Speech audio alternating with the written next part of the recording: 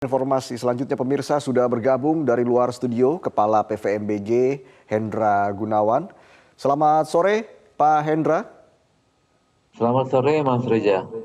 Ya, Pak Hendra, bisa dijelaskan sebenarnya apa yang saat ini sedang terjadi di dalam Perut Merapi dan perlukah warga sekitar khawatir tentang aktivitas ini?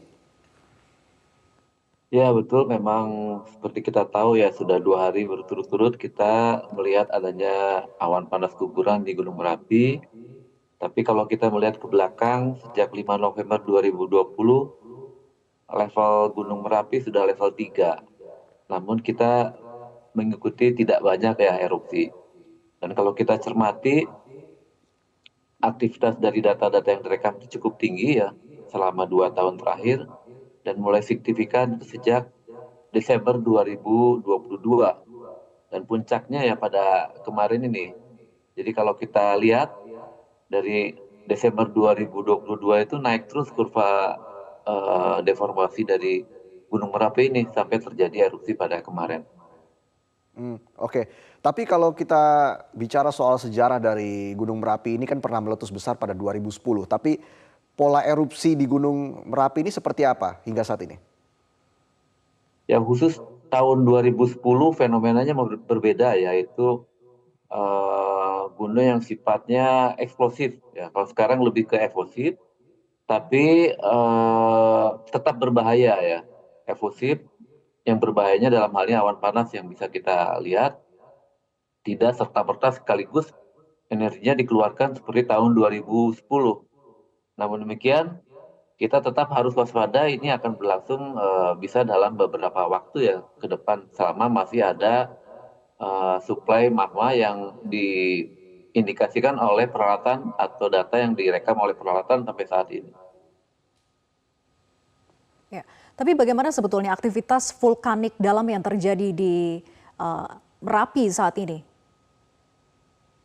Secara umum ini masih bersifat dari tidak terlampau dalam ya aktivitas yang memicu ini, sehingga kita berharap ini segera bisa reda karena biasanya suplai yang dalam ini yang volumenya lebih besar. Mudah-mudahan ini menghabiskan material yang sudah disuplai selama 2 tahun ini yang disusun selama bertahap ya, sehingga tidak besar seperti tahun 2010 yang peningkatannya sangat signifikan.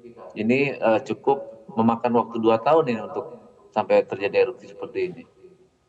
Awan panas guguran terjadi dalam 2 hari terakhir ini. Sebetulnya berapa lama sampai kondisi aktivitas di Merapi dianggap stabil?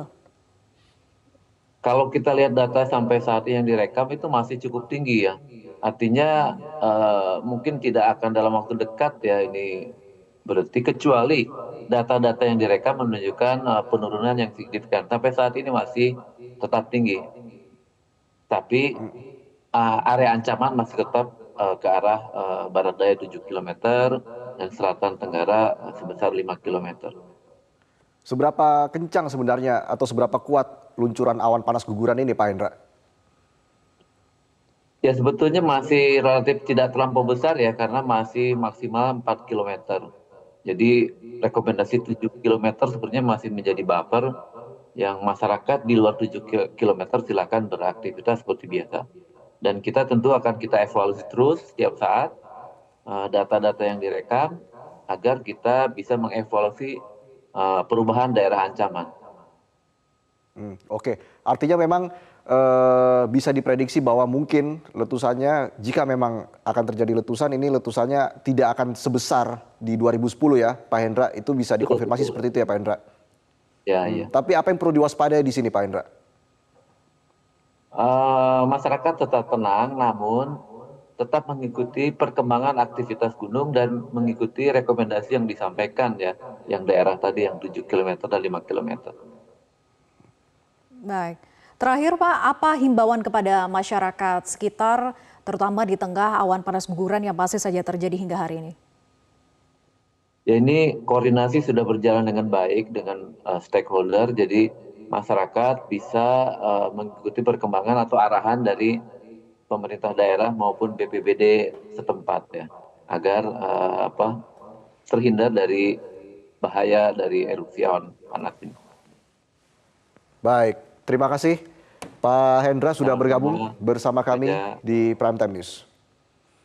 Pemirsa, personel TNI Polri mulai membersihkan material vulkanik di kawasan sisi barat Merapi. Pembersihan dilakukan untuk mengantisipasi dampak yang ditimbulkan akibat erupsi Merapi.